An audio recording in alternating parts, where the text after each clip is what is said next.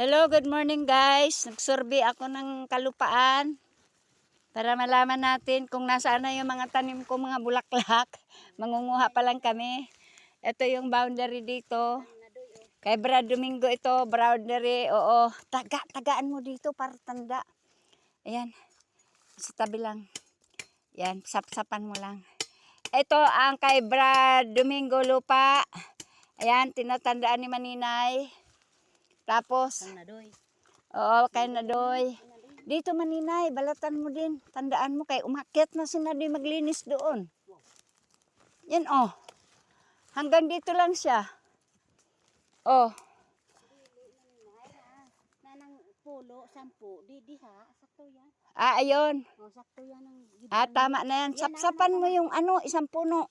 Di, o, kana. Kahit na kay matanggal man yan. Ayan, o kulay puti na puno, sapsapan mo. Para pala tandaan. Nagitan mo na ganing Nadoy, o. Oo. Yan, tandaan mo yan. Ayan ang mga lupa na may mga tanim na. Kay Nadoy din ito dito, may tanim pa siyang nyug. Ayan o, may tanim siyang nyug. Ayan. Ayan, may tanim na siyang nyug. Yan. Yan, ito yung kanilang mga lupa. Mga guys, malinis na. Maganda dito. Yan guys. May mga tanim nyug, sinadoy.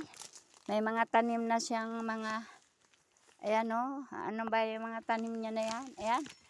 Ay, guabano. Tanim siyang guabano guys. Yan. Para pag lumaki, kakain na lang tayo. Guys. Yan, marami na silang tanim. Malinis na yung kanilang mga lupa. Sinusurvey ko yung mga lupa nila. Para malaman ko kung nagtratrabaho sila, naglilinis sila o hindi. Kaya yan. Guys, talagang napakasarap magtanim sa bundok. Mamuhay sa bundok, di ba? Yan ang pinaka maganda na pagkakataon na tayo ay nakakapamuhay sa bundok ng payapa. Ito po yung lugar namin sa bundok. Kapayapaan palagi ang mga kaisipan ng tao. Mapayapa. Ayan oh, si Maninay, masipag yan. Malawak na yung mga tinaniman yan.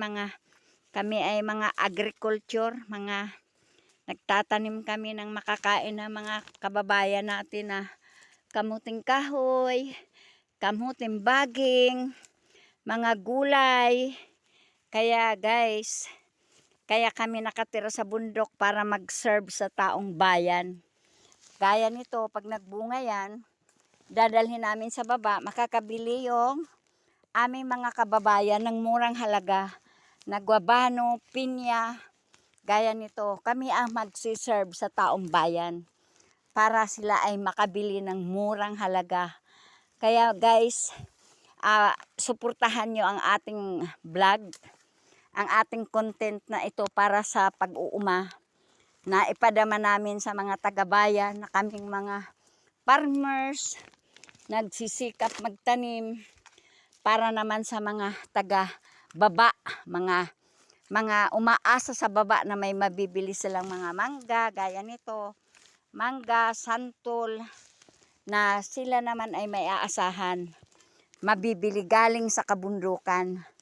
Kaya guys, ito yung samot dalangin ko sa inyo. Suportahan natin ang vlogs ng pag-uuma. Kami ay mga farmers guys na umaasa din sa inyo. Dahil yung aming mga paghahalaman, ang mga benta namin ng mga prutas, mga gulay, mga pagkain na mga galing sa inumahan namin, mura lang guys na kayo man bibili kayo sa amin. Kaya mayroon kaming mabibinta ng mura at ikatutuwa nyo naman, di ba guys? Masasabi nyo na ito yung pamahalaan ng ating Pangulong Marcos na mayroon nagbibinta ng murang mga gulay, murang mga prutas dahil sa amin na mga farmer. Ang kailangan lang namin guys, suportan ninyo na hindi kami mabulukan ng aming mga produkto. Mayroong bibili para pag binaba namin, mayroon din naman kami mabibili na pagkain na gaya ng hotdog, noodles, sardinas. Yan. Hindi puro na lang ang kinakain namin galing sa bundok. Kakain din naman kami na masarap-sarap. Noodles, sardinas, itlog. Kaya yan guys. Hanggang dyan na lang kasi dumadaan ako sa bangin. Tumatawid ako papunta sa isang taniman namin. Kaya dito na lang muna tayo guys ha. Next time guys, please subscribe guys. Ito yung kabundukan na tinataniman namin yan. Nakikita nyo yung malinis na yan. Yan. Para yan, pag nagbunga mga tanim namin, dadalhin namin sa baba para lahat ang mga tao sa baba makinabang ng murang halaga. Kaya suportahan ninyo ang ating vlogs guys para ito sa ikauunlad ng ating bayan na ang mga farmers nagsasakripisyo sa kabundukan magtanim para may kainin din kami, may kainin din kayo. Kahit mura lang halaga guys, okay na sa amin. Na makapagpaaral din kami sa mga anak namin guys. Salamat guys, bye-bye, subscribe po, salamat, likes po, salamat sa inyo. Salamat sa pagkalinga ng ating vlogs. Salamat guys. Ayan. Kumakapit ako sa guys kasi bangin itong inaakyat ko guys. Sige, salamat sa inyo guys. Good morning. Thank you for watching guys. Maraming salamat. Bye-bye. Pagpalain kayo ng Panginoon lahat yung kumakalinga ng mga ina-upload ko. Pagpalain kayo ng Panginoon ang inyong buong pamilya. Bigyan kayo ng Panginoon ng lakas sa araw-araw.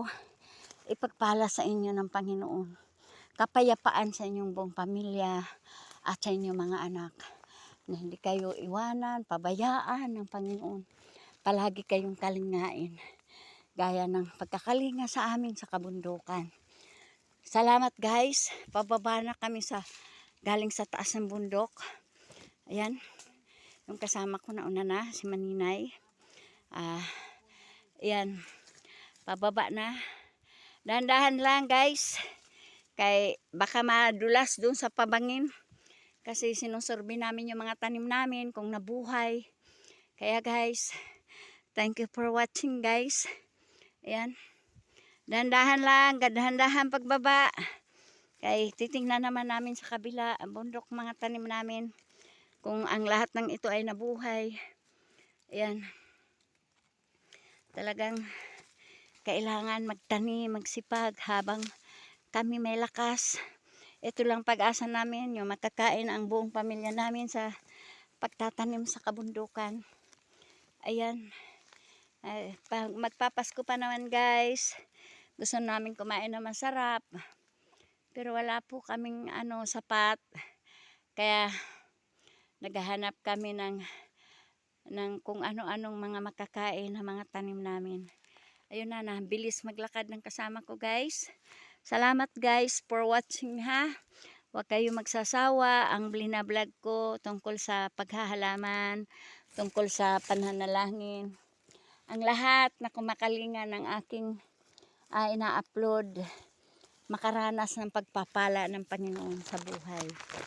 Unang-una, ang kaligtasan ay binibigay ni Jesucristo para tayo ay maligtas. Alam ninyo na mahal kayo ni Lord at kailanman hindi siya nagpapabaya sa inyo. Lahat ng kasalanan natin, pinapatawad niya tayo. Dahil ganun niya tayo kamahal.